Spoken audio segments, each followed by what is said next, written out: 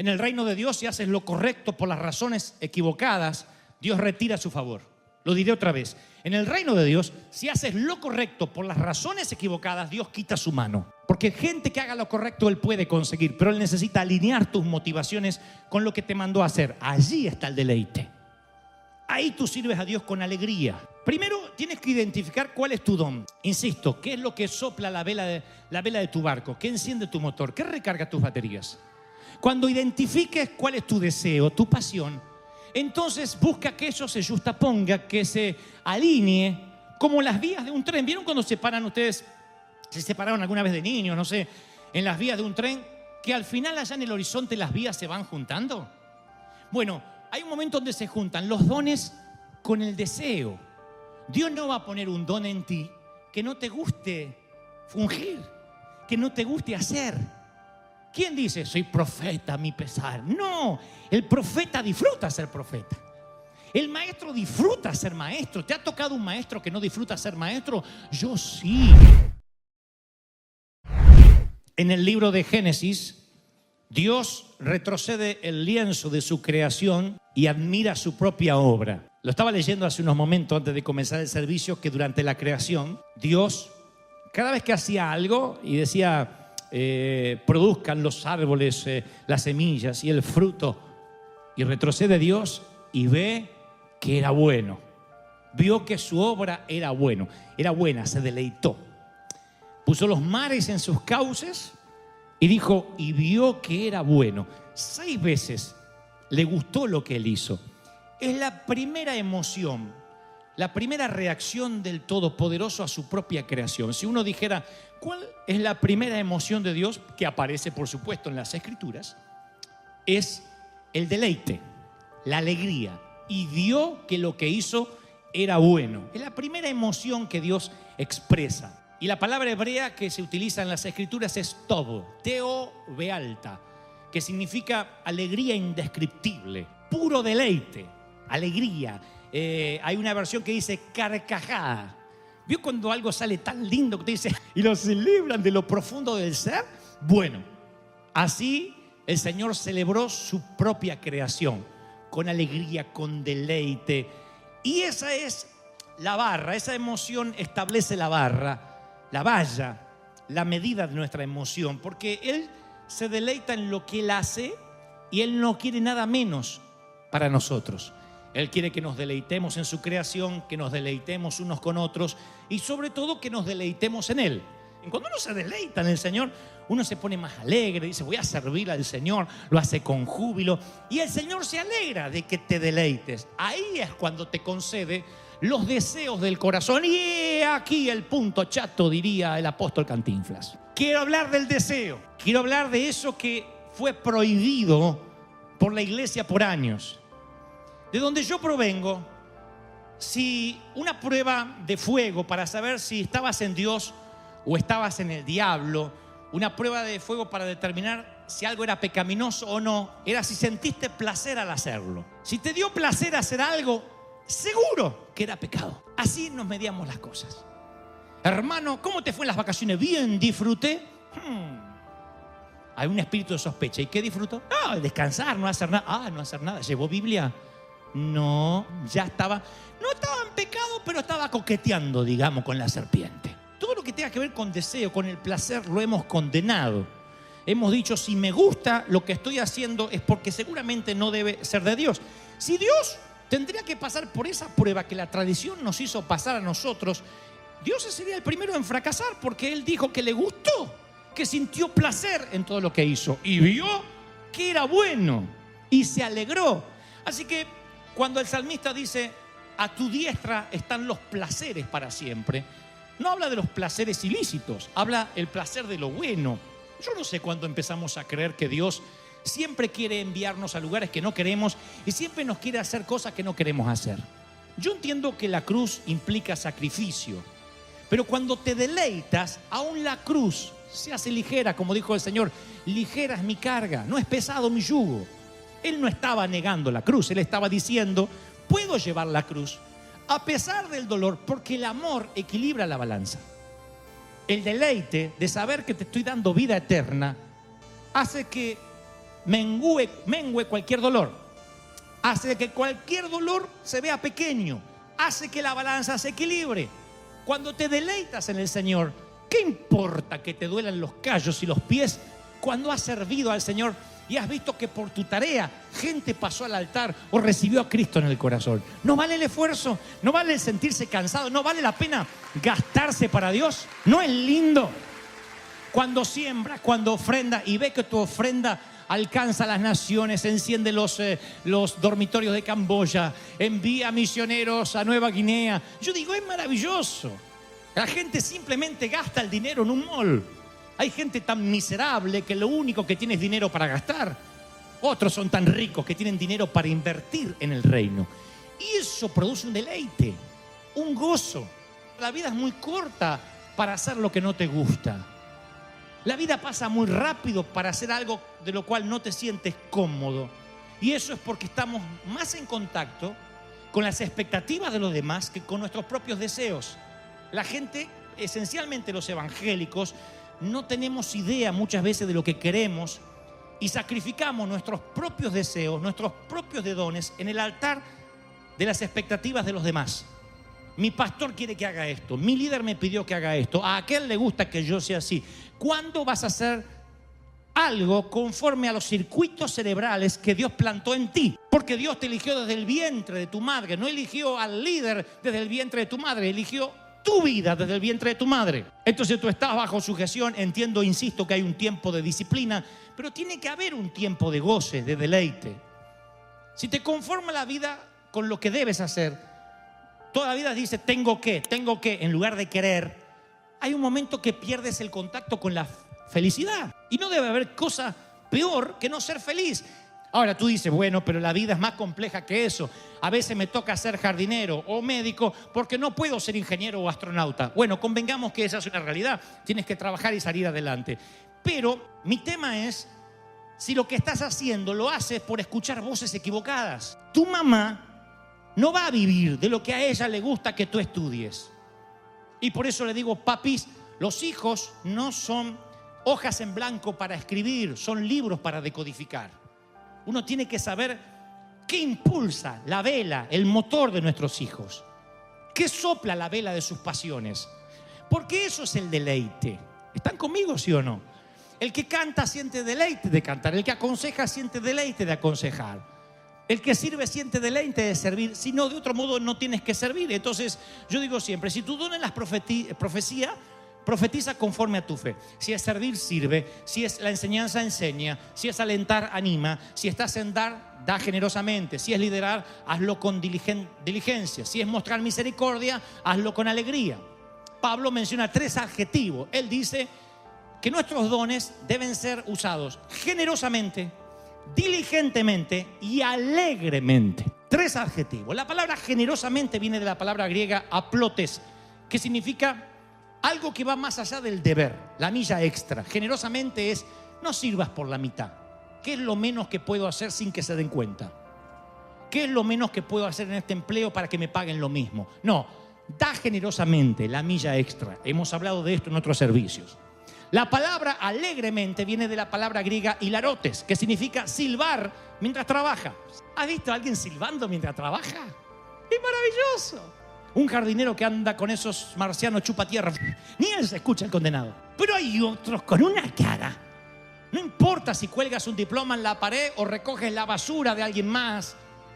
Si silbas, significa de que estás alegre. Estás alegre de que tienes pulmones, de que te levantaste esta mañana y que Dios te da la providencia divina de que, por ejemplo, no te tienen que empujar en una silla para que puedas avanzar. Ya eso es un avance. Y Pablo dice, hazlo con alegría. Y luego usa la palabra diligentemente, de la palabra griega spoude. Es el ojo de la excelencia, es mostrar cuidado al detalle, indica una mejora continua. Diligencia significa deleitarse en lo que haces. Martín Lutero dijo una vez, el zapatero cristiano no tiene que ponerle cruces a sus zapatos.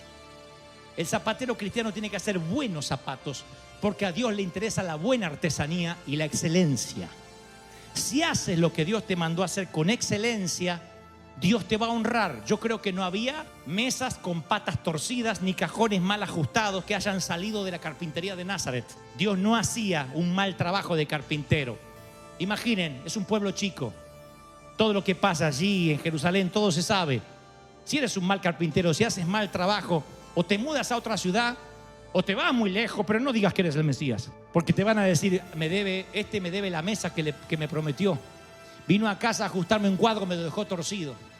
Jamás verán a Jesús diciendo, oíste que fui un pésimo handyman, mas yo digo, yo soy el Salvador. No es que te echaron por burro o por inútil y entonces te dedicas a servir al Señor. Dios dice, todo lo que hagas, hazlo con diligencia y con gozo. ¿Cuántos van a probar mañana lunes ir con gozo a hacer lo que tienen que hacer? ¿Cuántos me lo prometen?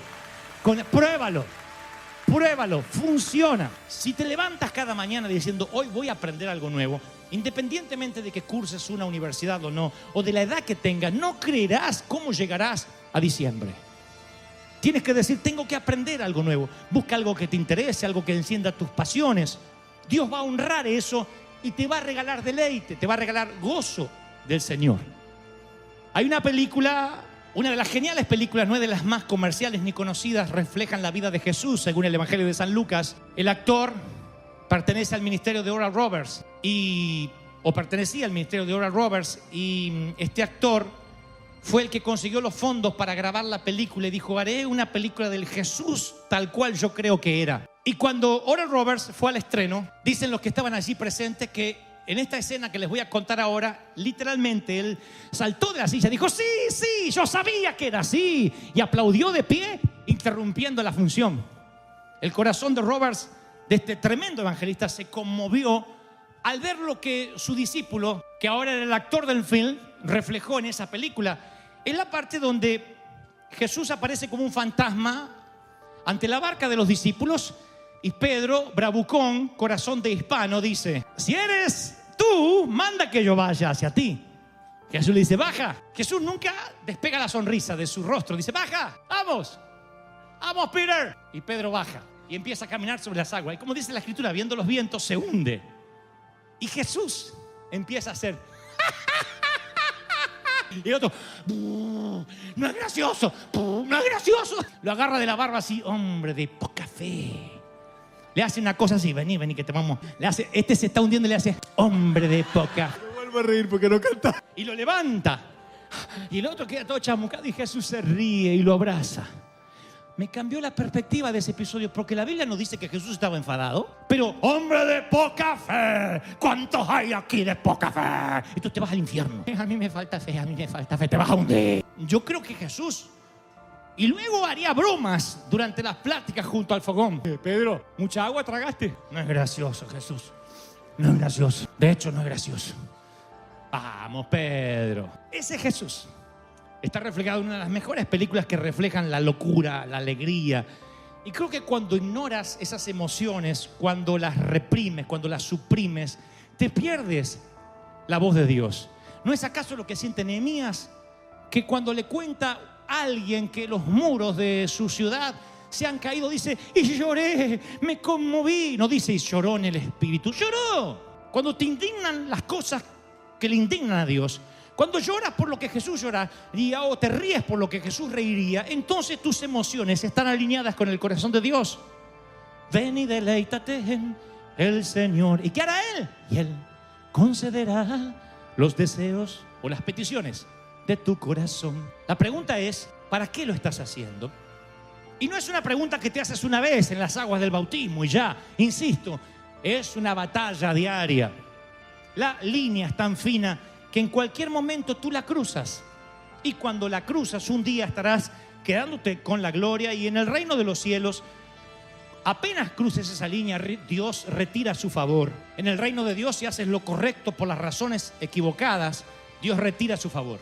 Lo diré otra vez. En el reino de Dios, si haces lo correcto por las razones equivocadas, Dios quita su mano. Porque gente que haga lo correcto, Él puede conseguir, pero Él necesita alinear tus motivaciones con lo que te mandó a hacer. Allí está el deleite. Ahí tú sirves a Dios con alegría. Primero tienes que identificar cuál es tu don. Insisto, ¿qué es lo que sopla la vela de tu barco? ¿Qué enciende tu motor? ¿Qué recarga tus baterías? Cuando identifiques cuál es tu deseo, tu pasión, entonces busca que eso se justaponga, que se alinee como las vías de un tren. ¿Vieron cuando se paran ustedes? Se separaron alguna vez de niños, no sé, en las vías de un tren. que al final allá en el horizonte las vías se van juntando? Bueno, hay un momento donde se juntan los dones con el deseo. Dios no va a poner un don en ti que no te guste fungir, que no te guste hacer. ¿Quién dice, soy profeta a mi pesar? No, el profeta disfruta ser profeta. El maestro disfruta ser maestro. ¿Te ha tocado un maestro que no disfruta ser maestro? Yo sí. En la secundaria, uno que venía a ganarse el salario, se le veía en la cara. Me fascinaba porque te dejaba copiar en el examen, le importaba 3 cuernos. Bueno, hagan el examen de matemática, ahí está. Y yo no aprendí bien matemática por culpa del profesor, que no amaba las matemáticas. Sonó flojera, ¿no? Pero no. En cambio, me fascina el lenguaje por el profesor. Pueden creerlo o no, pero yo recuerdo al profesor Pisucci y él amaba el lenguaje. Voy a hablarle de los libros de Julio Verne, profeta contemporáneo que escribió 20.000 leguas de viaje submarino, o La vuelta al mundo en 80 días, o El hombre y la luna, y nos llevaba y nos adentraba en las páginas con un placer, con un gusto casi morboso. Él hacía así, y Cervantes dijo, y tú decías, yo quiero leer. Yo quiero ser como este hombre. Cuando ves un predicador que disfruta lo que está haciendo, la pasión se te imanta. Es una radiación divina. Por eso digo siempre, rodéate de gente más espiritual que tú. Cuanto más carnal te sientas, busca gente espiritual, no busca gente carnal. Busca gente que te rodee, que te cambie la atmósfera. Eso es maravilloso. Aquel que siempre te levanta, como el alfarero siempre está con sus manos para arriba. ¡Qué lindo que estás! ¿Cómo estás? ¡Qué gusto verte! Esto no significa que ese no tenga problemas. Significa de que entendió que servir a Dios es deleite. Condición sí o sí para servir en River Church. Si sirves en River, tienes que ser alegre. Alegre. Alguien tiene que decir, esa es mi iglesia. Esa es mi iglesia. ¡Aleluya! Una de las preguntas más fascinantes de los evangelios es cuando Jesús decía, ¿qué quieres que haga por ti? Casi era una pregunta retórica, porque se la hace, por ejemplo, a un ciego. El ciego no va a decir recuperar el oído. ¿Qué quieres que haga por ti? Él quiere su vista, por supuesto. Pero ¿para qué Jesús haría la pregunta? Y la respuesta es simple. Dios siempre quiere saber cuáles son los deseos de tu corazón. Si Jesús pidiera a la persona promedio que asiste a la iglesia, ¿qué quieres que hoy haga por ti? 9 de cada 10 hoy, acá en este servicio no sabrían qué pedirle al Señor. No voy a tratar de avergonzarlos, pero muchas veces estando en otro país hice la prueba y me acerqué a alguien y le dije, ¿qué quieres que haga Dios por ti? Que me bendiga. Ya sé, ya estás bendecido, pero ¿qué quieres que haga? Tendría que pensar. O sea, o tiene todo o no tiene la menor idea en qué quiere que Dios lo bendiga. Si Dios volviera a preguntar, ¿qué quieres que yo haga por ti? Mucha gente hoy no sabría qué responder. A pesar de ser ciegos, a pesar de ser sordos, a pesar de ser mudos, a pesar de estar paralíticos, no sabrían qué pedirle al Señor. No saben cuáles son los deseos del corazón. Por eso no viven en deleite. Por eso nada los alegra. Porque no tienen una esperanza. ¿Cuál es el deseo de tu corazón? ¿Qué es lo que más quieres? ¿Qué es lo más amas hoy? Tienes que hacer un inventario y necesitas decirle, Señor, quiero que hagas esto conmigo. Porque si no tienes idea de cuál es tu deseo, es porque has perdido el contacto con lo que realmente quieres. ¿Qué deseas? ¿Hay solteros aquí? ¿Qué deseas? Un siervo de Dios. Mirá que en la luna de miel no van a leer la Biblia, ¿eh? No, está bien, tiene que ser un siervo de Dios, pero quiero un siervo de Dios, no importa lo de afuera, no, también. En el servicio pasado yo conté de un muchacho que estaba enamorado de una chica que era bastante fea, bastante asimétrica, pobrecita, pero cantaba increíblemente bien. Y los pastores trataron de disuadirlo. No importa, no te lleves por la voz. No, es que cuando canta, ay, que sierva, como ministra. Pero ella, ¿te gusta? Ay, cuando canta, él estaba enamorado. Se casó y se fueron a la noche de bodas y ella se saca el maquillaje, se desarma el peinado. Si era poco atractiva maquillada, imagínatela así, desgreñadita, natural. Se saca la ropa y cuando él la ve le dice, canta. Así que tienes que saber bien qué deseas. Que sea un siervo de Dios. Y por fuera, ¿cómo lo quieres? ¿Qué le gusta? ¿Cuáles son sus hobbies? ¿Es alto, es bajo, es chaparrón? No me digan, no me importa el exterior, porque cómprate un perro que es fiel, no habla, no se divorcia. ¿Qué deseas? ¿Cómo sueñas tu casa? ¿Cómo la sueñas? No tiene que ser una mansión, pero ¿cómo la sueñas?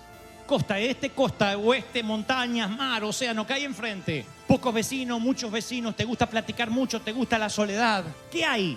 Una cerca blanca, sin cerca, árboles, no hay árboles, el desierto, hay lagartijas. ¿Qué hay? El Señor necesita que identifique los deseos de tu corazón. ¿Cuáles son los deseos de tu corazón? Y el Señor te va a alinear con los deseos de tu corazón. No es tan malo porque los deseos los puso Él. Y tú vas a desear aquello que esté centrado en la voluntad de Dios, al fin y al cabo. Y entonces tú necesitas identificar qué es lo que te hace feliz, tu sweet spot, qué es tu punto dulce. ¿Qué es lo que dices? ¡Wow! Yo podría vivir, haría esto sin que me paguen. Qué lindo encontrar a alguien que hace lo que hace sin que le tengan que pagar, pero que además le pagan. Es fascinante. Alguien que diga, yo no haría esto por dinero. Yo lo hago por pasión. Y entonces Dios hará que venga el dinero y los recursos. Porque lo haces con pasión. La pasión hace que alguien quiera pagarte por lo que sabes hacer. ¿Reciben esta palabra, sí o no? Voy a culminar con esto. De la cuna a la tumba hay una frase que te dice, sé normal. Sé una copia al carbón como los demás. Hay un doctor, un científico, se llama Gordon Mackenzie. Él dirige talleres de creatividad en escuelas primarias. Y él suele hacer un ensayo y es preguntar en el primer año de la escuela primaria, ¿cuántos artistas hay en este salón? Y siempre todo mundo levanta la mano, la clase entera como maníacos. Todos son artistas porque todos pintan y dibujan. Garabatos, pero todos se consideran artistas. Él luego va al segundo año de la misma escuela primaria, hace la misma pregunta y la mitad de los niños se sienten artistas. Otros abandonaron los dibujos, las pinturas, los crayones, sienten que no sirven para eso. Al tercer grado, solo 10 de 30 niños levantan la mano. Para el sexto grado hay 1 o 2 manos tímidas. Ya no hay más artistas y él llega a la siguiente conclusión, me pareció fascinante. Él dice, Mackenzie, que cada escuela primaria, en cualquier parte del mundo, suprime el genio creativo, educando al niño para que abandone su tontería natural que trae de nacimiento. Todos somos un poco tontos, ¿sabían? Todos hacemos alguna bobería. Algunos se nos notan más, otros se les nota menos. Pero si celebraran el genio y validaran esa creatividad, la voz de la normalidad no sería tan fuerte en las aulas. Pero hay un tonto que quiere salir de cada uno de nosotros. Me refiero a alguien impetuoso. Todos nacemos con alguien descarado, audaz, imprudente, espontáneo, temerario, que la mayoría, a medida que vamos creciendo, metemos todas esas cualidades que vienen en el packaging del niño, en un sótano, en un closet. Dice, niño, ya no eres niño, ahora eres adulto, así que deja la tontería, la audacia, deja el riesgo ahí en el closet y te vuelves un adulto amargado y pierdes las emociones que vienen con el niño. Yo les llevo regalos a mis niños cuando puedo de algún viaje, no por los juguetes que estarán en 10 minutos abandonados en un rincón de la habitación, sino por esos segundos de emociones de la cara de los niños chiquitos. No disimulan. Yo podría tener esa imagen de Megan o de Jason, por la misma muñequita que abandonará 10 minutos después. Pero esas emociones, ¿dónde se van en la vida adulta? ¿Por qué las suprimimos? ¿Por qué decimos no? Eso es para los tontos. Eso de andar mostrando es mejor ocultarlo. Miren, la salvación es más que perdón de pecado. El Señor dijo que vino a liberar a los cautivos. Y Dios quiere librarte de la chaqueta psicológica que te han metido, del chaleco de fuerza que te han metido. Y yo te digo de parte del Señor, mientras la música dura, baila. Al sonar de la música, baila. No te pierdas el baile. Baila, baila, baila. Baila para Dios, baila mientras la música esté sonando. Y ese deleite lo va a honrar el Señor si crees que Dios habló. Ese aplauso tiene que oírse fuerte, fuerte, fuerte. Danza, danza, baila. ¡Aleluya! Gracias por llegar hasta el final. Si esta palabra tocó tu corazón, te animo a seguir escuchando lo que Dios tiene preparado para ti en los siguientes videos.